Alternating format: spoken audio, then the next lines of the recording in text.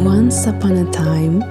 a small creative family lived deep within the vast wilderness of the Lithuanian woods.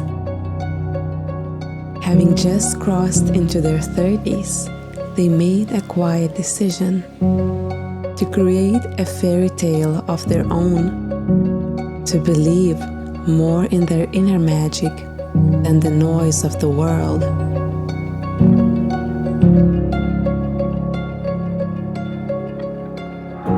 To walk a path guided by the heart, and to fill their days with smiles, hugs, creativity, and warmth